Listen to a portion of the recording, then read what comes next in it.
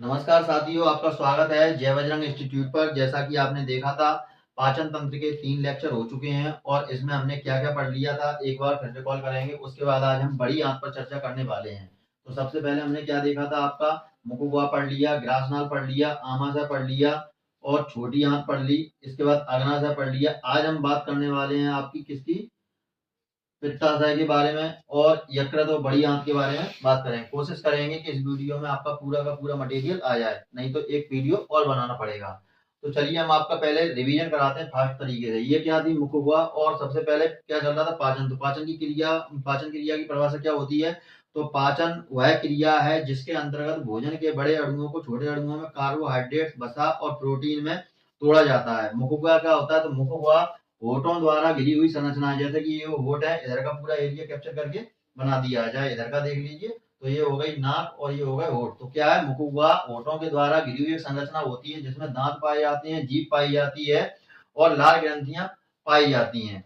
मुखगुहा के ऊपरी हिस्से में अगर हम देखें तो 3 पार्ट होते हैं। एक होता है कोमल धारिया, एक होता है मूर्धा और एक होता है मुलायम धारिया। मुलायम धारिया में उबोला पाया जाता है। उबोला क्या करता है, भोजन को नासा में जाने से रोकता है। दांतों और होठों के बीच में जो गैलरी होती है, यानी कि यहाँ ये वाली रास्ता होती है, इसको वेस्टिबुल कहते हैं। क्या कहते हैं, वेस्टिबुल कहते हैं। इसके बाद फिर हम देखते हैं मुखगुहा में जबड़े को। तो जबड़े में हमने क्या देखा था, जबड़े के हमने 4 भाग करे थे इस तरीके से, और आपको बताया था कि जबड़े में क्या होता है, जबड़े में दांत होते हैं। और दांत कौन कौन से होते हैं, जो हिकोडेंट और थिकोडेंट। थिकोडेंट जो दांत होते हैं उनको क्या बोलते हैं, जो जबड़े के अंदर धसे हुए दांत होते हैं ना, थिकोडेंट बोलते हैं। और हेट्रोडेंट जिन्हें किन्हें बोलते हैं, दांतों के प्रकार होते हैं। दांतों के प्रकार कौन कौन से थे, एक थे हमारे इंसीजर दांत, जो दांत के जो नाक की सीध में होते हैं। आगे के 4 दांत होते हैं, पतले होते हैं और धारियादार होते हैं, भोजन को काटने का कार्य करते हैं। इनको नोज टीथ कहते हैं क्योंकि यह नाक की सीध पर पाए जाते हैं। इसके बाद हमने देखा था कैनन दांत, जो आंख की सीध पर होते हैं, 2 होते हैं, भोजन को चीरने फाड़ने का काम करते हैं। इसलिए इनको क्या कहा जाता है, आई टीथ भी कहा जाता है। जब कभी हम गन्ना वगैरह छीलते हैं तो इसका काम किया जाता है। इसके बाद हमने देखे थे प्रीमोलार दांत। प्रीमोलार दांत कहाँ पाए जाते हैं, गाल के पीछे पाए जाते हैं। इनका कार्य भोजन को पीसने का होता है और इनकी संख्या कितनी होती है, इनकी संख्या 4 होती है। इसके बाद हमने मोलार टीथ देखे थे, और मोलार टीथ में हमने क्या देखा था, मोलार टीथ की संख्या हमारी 6 होती है। इसके बाद फिर हमने दंत सूत्र देखा था, दंत सूत्र आपको निकाल कर बताया था। इसके बाद फिर हमने क्या देखा था, आगे जीभ देखी थी। जीभ में क्या होता है, तो जीभ में हमारी ग्रंथियां पाई जाती हैं। स्वाद के लिए 4 ग्रंथियां होती हैं, जबकि तीखे स्वाद के लिए कोई ग्रंथियां नहीं होती। और उबले हुए स्वाद को उमामी स्वाद कहते हैं। इसमें 3 कौन कौन से पार्ट होते हैं, इसको लिंगुअल टॉन्सिस कहा जाता है, और इसको क्या कहा जाता है, इसको सरकम वेलेट पेपिला कहा जाता है, यानी कि आधारिक कड़वे स्वाद के लिए होते हैं। और यहाँ पर क्या होता है, शीर्ष भाग मीठे स्वाद के लिए होते हैं, और शीर्ष किनारे किसके लिए होते हैं, शीर्ष किनारे नमकीन स्वाद के लिए होते हैं, और मध्यम किनारे किसके लिए होते हैं, मध्यम किनारे आपके खट्टे स्वाद के लिए होते हैं। इसके बाद यहाँ पर जो ऐसी संरचना आपको दिख रही है, इनको फंजी फॉर्म कहते हैं। फंजी फॉर्म में ही सारी स्वाद ग्रंथियां पाई जाती हैं। और जो बिंदु बिंदु वाले आपको दिख रहे हैं, इनको फ्री फॉर्म कहते हैं। फ्री फॉर्म में कोई स्वाद का नहीं पाई जाती है। जीव का कार्य क्या होता है, बोलने में सहायक होती है। और जीव का काम क्या है, लार स्त्रावित करना है। लार मतलब एक व्यक्ति के एक दिन में 1.5 लीटर लार स्त्रावित होती है। और लार का पीएच मान 6.6 होता है।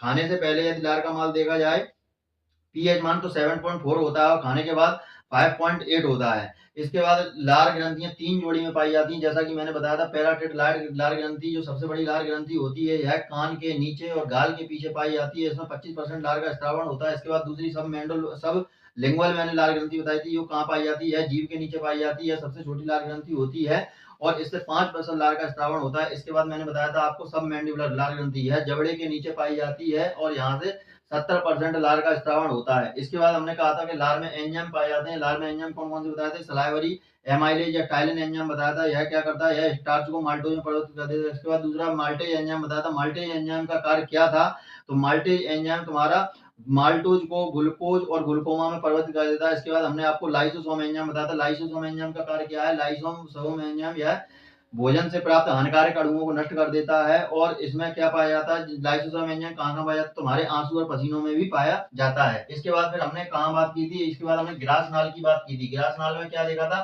तो ग्रास नाल में नजल कैविटी और बकल कैविटी, यानी नाक से हम सिर्फ सांस ले सकते हैं, वायु जाती है, जबकि बकल कैविटी खाने वाला जो रास्ता होता है, यहाँ से हमारे वायु के साथ साथ भोजन भी जाता है। इसके बाद हमने बताया था कि ये ग्रसनी होती है। क्या बताया था, ये ग्रसनी होती है। इसके बाद बताया था इसमें 2 पाइप होते हैं। इस पाइप को हम विंड पाइप कहते हैं, हिंदी में अगर बोले तो ट्रैकिया कहते हैं। और इसका जो प्रवेश मार्ग होता है, ये वाला, इसको हम ग्लोटिस बोलते हैं। और इसके ऊपर जो कैप नुमा संरचना होती है, इसे हम एपीग्लोटिस बोलते हैं। एपीग्लोटिस का कार्य क्या है, जब कभी हम खाना खाते हैं, छींक आ जाती है, खांसी आ जाती है, तो ये ढक्कन एकदम बंद हो जाता है और हमारा भोजन नजल कैविटी में नहीं जा पाता है। इसके बाद जो तुम्हारा ग्रास नलिका यानी कि ये भोजन नलिका जो होती है, इसका जो ऊपरी प्रवेश मार्ग होता है, इसके क्या बोलते हैं, इसे गुलेट बोलते हैं। इसकी लंबाई की अगर हम बात करें तो ग्रास नल की लंबाई कितनी होती है, ग्रास नल की लंबाई हमारी 15 सेंटीमीटर होती है। इसमें क्या होता है, इसमें भोजन का पाचन नहीं होता है, इसमें लाल ग्रंथियां नहीं पाई जाती हैं, इसमें म्यूकस नामक एक पदार्थ पाया जाता है जो भोजन को चिकनाहट प्रदान करता है। ग्रास नाल में किरमाणुकंचन गति होती है। किरमाणुकंचन गति कैसी बताई थी मैंने आपको, बताई थी कि एक बार शीतलन और एक बार संकुचन, कुछ इस प्रकार की गति होती है। कैसी गति होती है, किरमाणुकंचन गति इस प्रकार की मैंने आपको बताई थी, एक बार शीतलन और एक बार संकुचन इसमें पाया जाता है। इसके बाद मैंने बताया था कि मुख में जो भोजन प्रस्तुत होता है उसको हम बोलस कहते हैं। और ग्रास नाल का हमने यहाँ पर अपना चैप्टर खत्म कर दिया था। फिर ग्रास नाल के बाद हमने बात की थी किसकी, आमाशय की। आमाशय जैसा कि मैंने बताया था कि आमाशय एक जे प्रकार की संरचना होती है। कैसी संरचना होती है, जे प्रकार की संरचना होती है और उसकी जो आंतरिक झिल्ली होती है म्यूकोसा परत की बनी होती है। और म्यूकोसा परत से क्या निकलता है, क्षार स्रावित होता है। और आमाशय में क्या स्रावित होता है, आमाशय से HCl का रिसाव होता है। और HCl का कार्य क्या है, HCl भोजन का पाचन कर अम्लीय बनाता है और टायलिन के प्रभाव को कम कर देता है। टायलिन क्या, टायलिन लाल ग्रंथि पाई जाती है, लाल ग्रंथि का पाया जाता है, कार्बोहाइड्रेट पाया जाता है, कार्बोहाइड्रेट छोटे छोटे अणुओं में टूटता है और ये किसका काम है, HCl का काम है। HCl और HCl का काम क्या है, HCl आयरन को बचाता है। जब कभी हम सेब, गाजर, मूली, पालक वगैरह ये चीजें खाते हैं तो क्या होता है, आयरन मिलता है, तो आयरन का ये पचाने में कार्य करता है। HCl के प्रभाव में जब क्षार आता है तो क्षार से क्या होता है, तुम्हारा क्षार से और HCl का जब संगठन होता है तो न्यूट्रल हो जाता है, जिससे आमाशय की दीवार का क्षरण होने से बच जाता है। इसके बाद हमने देखा था म्यूकोसा परत में जठर ग्रंथि पाई जाती है और जठर ग्रंथि से तुम्हारा जठर रस निकलता है। जठर रस में तुम्हारे एंजाइम होते हैं जैसे कि पेप्सिन एंजाइम, रेनिन एंजाइम और जठर लाइपेज एंजाइम और जठर म्यूसिन एंजाइम। पेप्सिन एंजाइम का क्या कार्य करता है, तो पेप्सिन एंजाइम मैंने बताया था आपको। पेप्सिन एंजाइम की यदि बात करें तो यह प्रोटीन को पॉलीपेप्टाइड और पेप्टोन्स में बदल देता है। इसके बाद दूसरा मैंने बताया था रेनिन एंजाइम। रेनिन एंजाइम क्या है, दूध में पाई जाने वाली केसीन प्रोटीन को पैरा कैसिनेट में परिवर्तित कर देता है। तीसरा मैंने बताया था आपका जठर लाइपेज। जठर लाइपेज क्या कार्य करता है, तो जठर लाइपेज तुम्हारा क्या करता है, तुम्हारा जठर लाइपेज आगे जाकर हानिकारक जो अणु होते हैं उनसे हमारी सुरक्षा वगैरह करता है। और तुम्हारा बताया था जठर म्यूसिन। इसके बाद मैंने तुम्हें आगे बताया था, इसके बाद ये तुम्हारे क्या हो गए, रेनिन एंजाइम। रेनिन एंजाइम मैंने बताया था कि बच्चे में जो 8 वर्ष का बच्चा होता है उसमें पाया जाता है, वयस्क में यह अनुपस्थित होता है। इसके बाद मैंने बताया था कि आमाशय के 4 भाग होते हैं, एक होता है कार्डियक भाग, एक होता है फंडस भाग और एक होता है बॉडी, और लास्ट वाला भाग होता है पाइलोरिक। कार्डियक भाग में जो ग्रास नाल का भाग होता है वह कार्डियक भाग में खुलता है और इसमें भोजन आता है। इसके बाद भोजन बॉडी में आता है, बॉडी में 4-5 घंटे तक भोजन रहता है। इसके बाद इसका पाचक होता है। और इसका जो पाइलोरिक भाग लास्ट वाला जो भाग होता है, यह हमारा किससे जुड़ा होता है, हमारा छोटी आंत से जुड़ा होता है। इसके बाद छोटी आंत की हमने बात की थी, छोटी आंत की लंबाई 6.25 मीटर होती है। कितनी होती है, 6.25 मीटर इसकी लंबाई होती है। इसकी आकृति मैंने बताई थी सी जैसी होती है, अगर इसको उल्टा कर दें तो यू जैसी आकृति बन जाती है। इसके बाद इसके 3 भाग होते हैं, डिओडेनम, जेजुनम और इलियम। डिओडेनम में क्या होता है, तो डिओडेनम में यहाँ से भोजन आता है। फिर इसके बाद जेजुनम भाग में आता है। जेजुनम भाग में अंतरी ग्रंथि पाई जाती है जिनसे अंतरी रस निकलता है। अंतरी रस और भोजन साथ में मिलकर तीसरे भाग में इलियम भाग में आ जाते हैं। इलियम भाग में क्या होता है, इलियम भाग में जो उंगली नुमा संरचना होती है जिसे बिलाई या रसंकर कहते हैं, और ऊपर जो गोल गोल आपको संरचना दिखाई दे रही है ये WBC की बनी होती है। इन्हें पेयर पैचर्स कहते हैं, जो भोजन को अवशोषण करने का कार्य करती है। इसके बाद यहाँ से भोजन पचने के बाद फिर कहाँ जाता है, तो बड़ी आंत के सीकम वाले भाग में पहुंच जाता है। सीकम वाले भाग से भोजन पूरी तरीके से पाचन होने के बाद फिर कहाँ जाता है, कोलोन वाले भाग में आ जाता है। कहाँ जाता है, कोलोन वाले भाग में आ जाता है। और कोलोन क्या करता है, जल का अवशोषण करता है। इसके बाद बड़ी आंत के रेक्टम भाग में आता है और रेक्टम भाग से बचे हुए अपशिष्ट पदार्थ को एनस यानी कि गुदाद्वार मार्ग से बाहर निकाल दिया जाता है। इतना हमने कंप्लीट कर लिया था। तो ये मैंने आपका रिवीजन करवा दिया शॉर्ट में। अब आज हम बात करने वाले हैं किसकी, बड़ी आंत की। छोटी आंत तक हमने कवर कर लिया था, तो आपको क्या डालना है, बड़ी आंत। चलिए चलते हैं हम बड़ी आंत की तरफ, फिर आपको समझाते हैं पूरा। इसको मैं साफ कर रहा हूँ। ये देखिए ये है हमारी बड़ी आंत, और बड़ी आंत का थोड़ा परिचय करा देता हूँ आपको। तो बड़ी आंत में इसके कितने भाग होते हैं, 3 भाग होते हैं। कितने भाग होते हैं, बड़ी आंत के अपने 3 भाग होते हैं। कितने भाग होते हैं, 3 भाग। पहला होता है तुम्हारा कौन सा, सीकम। और दूसरा तुम्हारा कौन सा होता है, दूसरा होता है कोलोन। और तीसरे भाग की यदि बात करें तो तीसरा भाग होता है कौन सा, रेक्टम। तीसरा भाग कौन सा होता है, रेक्टम भाग होता है। तो यहाँ पर हम देखते हैं जो बड़ी आंत है, बड़ी आंत की लंबाई कितनी होती है, तो बड़ी आंत की लंबाई की बात करें तो 1.5 मीटर इसकी लंबाई होती है। कितनी होती है, 1.5 मीटर इसकी लंबाई होती है। बड़ी आंत में पाचन नहीं होता है, बल्कि बड़ी आंत में जो छोटी आंत का सबसे छोटा सबसे बड़ा भाग यानी कि अंतिम भाग जो इलियम भाग होता है, यह सीकम भाग में प्रवेश करता है। कहाँ प्रवेश करता है, सीकम भाग में प्रवेश करता है। और जो मनुष्य प्राणी है उनमें क्या होता है कि सीकम वाले भाग में पूर्ण पाचन हो जाता है। इसके बाद यहाँ से भोजन जाता है और कहाँ आ जाता है, कोलन वाले भाग में आ जाता है। कहाँ आ जाता है, कोलन वाले भाग में आ जाता है। कोलन वाले भाग में क्या होता है, यहाँ पर जल का अतिरिक्त अवशोषण होता है। क्या होता है, जल का अतिरिक्त अवशोषण होता है। और इसके बाद फिर यहाँ पर आ जाता है कहाँ, रेक्टम वाले भाग में आ जाता है। कहाँ आ जाता है, रेक्टम वाले भाग में। रेक्टम वाले भाग में क्या होता है, जो अपशिष्ट पदार्थ होते हैं वह तुम्हारे गुदा द्वार के द्वारा बाहर निकाल दिए जाते हैं, यानी कि एनस के द्वारा बाहर निकाल दिए जाते हैं। यहाँ तक अपन ने कंप्लीट कर लिया था। अब चलते हैं सीकम का। सीकम क्या होते हैं, तो सीकम की हम बात कर लें। सीकम एक बैक्टीरिया ही होते हैं, इनमें विजातीय समूह होते हैं और इनका कार्य क्या होता है, तो इनमें पूरा कार्य इनका भोजन को मतलब जो रह गया है उसको पचाना होता है। दूसरा काम इसका विटामिन का निर्माण करना होता है। मुख्य काम इनका क्या होता है, विटामिन का निर्माण करना।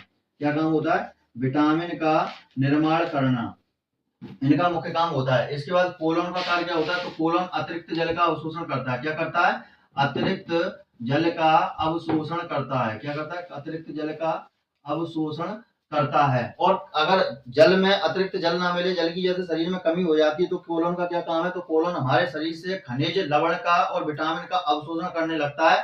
कई बार सुनने में आया कि सामने वाले की आंखें चिपक गई, सिकुड़ गई, तो कारण क्या है, व्यक्ति को प्रतिदिन 4 से 5 लीटर पानी पीना चाहिए। तो इससे क्या होगा, कोलन में समस्या नहीं आएगी, बड़ी आंत में समस्या नहीं आएगी। इसके बाद रेक्टम क्या होता है, तो रेक्टम में क्या होता है, जो अपशिष्ट पदार्थ होते हैं उनमें क्या होता है, अपशिष्ट पदार्थ जो यहाँ पर होते हैं वो एनस के द्वारा बाहर आ जाते हैं। अब यहाँ पर हमने देखा था ये बड़ी आंत में ये सारी की सारी चीजें देख ली। अब इसके पॉइंट है, पॉइंट में आपको नोट कराता हूँ, इसका आप स्क्रीनशॉट ले लीजिए, फिर मैं एक एक पॉइंट पर चर्चा करूंगा।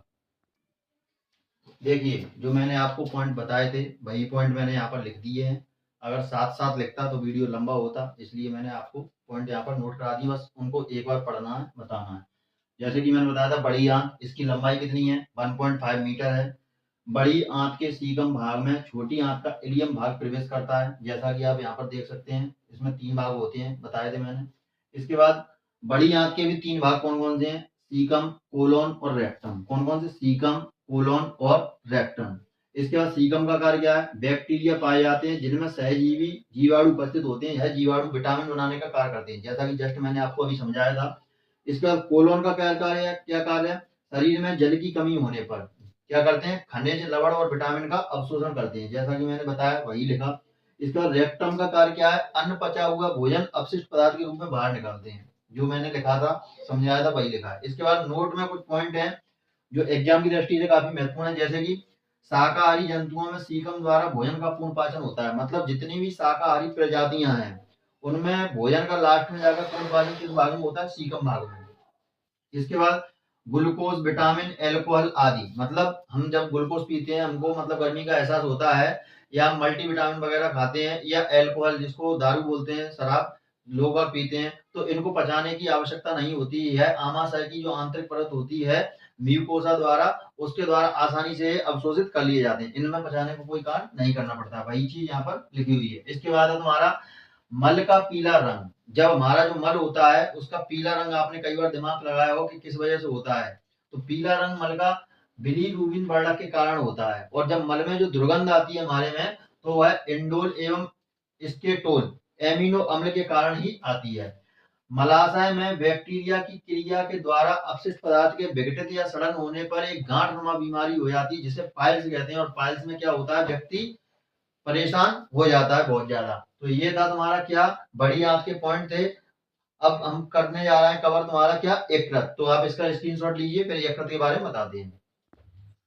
अब देखिए, अब बात करने वाले हम यकृत की। जैसा कि ये चित्र है हमारा, तो यकृत की बाहरी संरचना ऐसी होती है, लेकिन अंदर की संरचना ऐसी होती है। तो यहाँ पर हम देखेंगे, बिल्कुल डायग्राम के माध्यम से ही आपको पूरा पूरा पूरा याद हो जाएगा। तो इसमें 2 लोब पाए जाते हैं, एक लेफ्ट लोब और एक राइट लोब। लेफ्ट लोब आपका छोटा होता है और राइट लोब आपका क्या होता है, बड़ा होता है। इसके बाद इसके अंदर जो आपको लकीरें दिख रही हैं, इन लकीरों को कहते हैं लोब्यूल्स। क्या कहते हैं, लोब्यूल्स। और लोब्यूल्स के अंदर हमारे क्या पाए जाते हैं, हेपेटिक। क्या पाए जाते हैं, हेपेटिक। और इन हेपेटिक का कार्य क्या होता है, इन हेपेटिक का कार्य पित्त रस का निर्माण करना होता है। क्या होता है, पित्त रस का निर्माण होता है। जैसे तुमने यकृत के अंदर ही पित्ताशय देखा था अभी तक, तो पित्त रस यहीं से बनने के बाद कहाँ जाता है, पित्ताशय में जाता है। यकृत शरीर की सबसे बड़ी ग्रंथि होती है और इसका वजन 1 किलो 200 ग्राम से लेकर 1 किलो 500 ग्राम तक होता है। यह वसा को इमल्सिकाय में परिवर्तित कर देता है। तो ये तुम्हारी थी यकृत की परिभाषा। आप इस चित्र को छापिए, उसके बाद मैं इसके पॉइंट कवर करता हूं। देखिए, जो मैंने आपको पॉइंट समझाए थे वही पॉइंट सेम टू सेम लिखे हैं। जैसा कि मैंने कहा था, बस डायग्राम आपके माइंड में होना चाहिए, तो परिभाषा आप ऑटोमेटिक बना ले जाएंगे। जैसा कि डायफ्राम के नीचे उदर गुहा में दाहिनी ओर उपस्थित होते हैं। उदर गुहा यानी कि हमारा आमाशय पेट, और इसमें दाहिनी ओर उपस्थित होते हैं।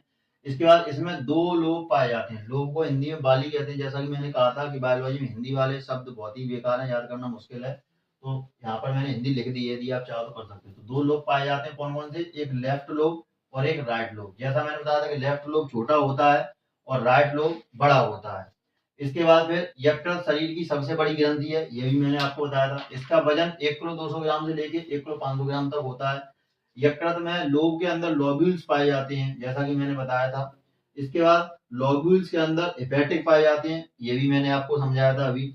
इसके बाद हेपेटिक संरचनात्मक क्रिया एवं क्रियात्मक इकाई है, और इससे क्या होता है तुम्हारा पित्त रस का निर्माण होता है। किसका निर्माण होता है? पित्त रस का। लिखा है स्पष्ट, हेपेटिक कोशिका से पित्त रस का निर्माण होता है, और पित्त रस का पीएच मान कितना है? 7.1 से लेकर 8.2। इसके बाद पित्त रस वसा को इमल्सी का है, वसा में परिवर्तित कर देता है, यही बताया था। बस ये वाला एक पॉइंट मेरे से छूट गया था, वो मैंने इसमें ऐड कर दिया। पित्त रस में पित्त लवण तथा पित्त वर्णक पाए जाते हैं। तो उम्मीद करता हूँ आपको यकृत समझ में आया होगा। अब हमारा सिर्फ एक पार्ट बचा है पित्ताशय यानी कि पित्त रस को पढ़ना, तो उसको हम आगे के वीडियो में कवर करेंगे। यदि आपको वीडियो अच्छा लगा है तो लाइक कीजिए, शेयर कीजिए, कमेंट कीजिए। मिलते हैं अगले वीडियो में, तब तक के लिए जय हिंद, जय भारत।